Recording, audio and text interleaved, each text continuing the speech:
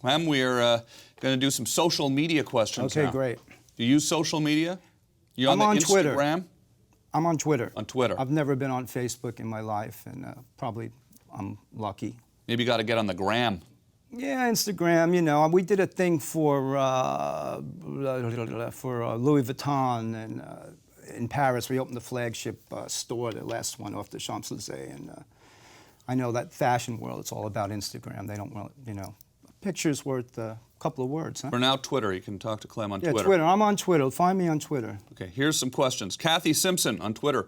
Who is your favorite person to play with out of all the bands you were in? Well, I wasn't in a band, but I recorded with you know, Mr. Dylan and Bob Dylan. I would say it was a very, very great experience for me. You know, the thing with drumming is you're kind of like accompanying, but you're also, you know, you're part of it. So it's like you're just not just nodding your head. You're actually building the foundation for the music. So working with Bob Dylan was... So you recorded with him in the studio? Yeah, I did. I spent a couple of weeks with him, and there was no heat in the studio, so we would just have the blowers on, and then when we would record, we'd shut the blowers off. And how's that work? Do you play at the same time? Do you lay the drum track down first, and then he records, or do you play it all together at once? Well, we were all playing together, and we were kind of creating together, and following Bob, of course. And interesting thing was, word got out that we were recording in this church in Crouch End in North London, and one of the TV shows in the UK, one BBC show, they kept hounding us in front of the studio, and they're like, you know, can we get an interview? Can we, you know, do something with you guys while you're there? So finally, Bob agreed, and he had spent the week or 2 weeks or 2.5 weeks that we were together in sort of like an anorak, you know, with a hood on, and like wore the same clothes like every day. And then all of a sudden, right before the cameras were about to roll, he borrowed my friend Dave Stewart's kind of rock and roll fringe jacket and put a scarf. All of a sudden, he had his Bob Dylan persona. And then the funny thing was, they announced it for the first time in 20 years or whatever, you know, Bob Dylan, you know, live on, you know, and what are we going to play? It's Bob Dylan. We play an instrumental. He didn't feel like singing that day. That's his sense of humor. Yeah. You know? He didn't feel like singing that day. No, but that was, I mean, I wouldn't trade that experience for anything. Okay, Daniel Christopher Thomas on Facebook. How did being in New York City influence Blondie's music? Well, it's everything, you know. I mean, it's a cultural, you know, hodgepodge, you know. It's bursting with, you know, artistic people and beautiful architecture and street life and... You played at CBGB's. CBGB was where we played. And there, the Talking Heads would be there. Talking Heads would be there, the Ramones, the band Television, who I think is probably the best band to come out of CBGB's. That album's always voted one of the greatest albums of all time, and I would think there's not very many people who are really well aware of the band Television. I'd recommend the first album. Were bands like supportive of each other, or was it competitive? It was.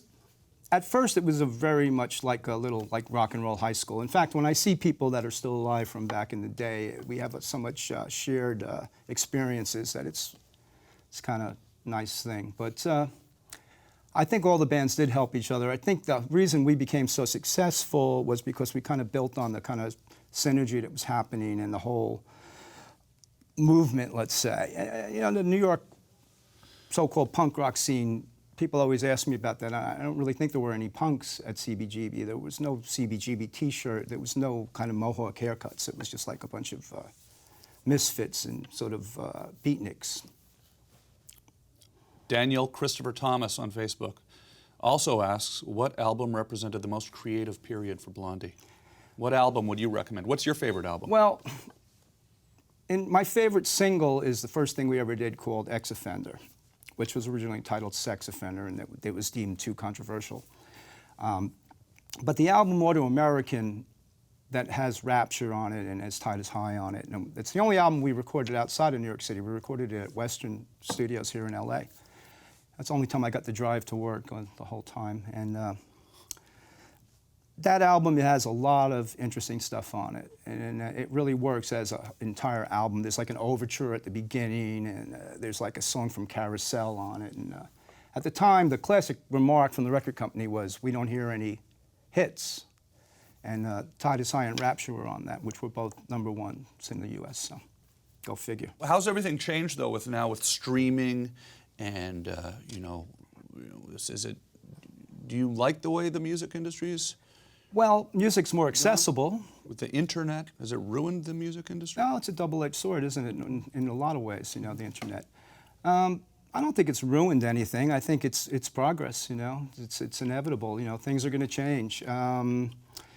We were lucky to kind of be at that sort of maybe the second to last wave of bands that did it in a very traditional way, developing on the streets, playing in clubs, putting out a record or two that didn't have the real success that you maybe needed to endure.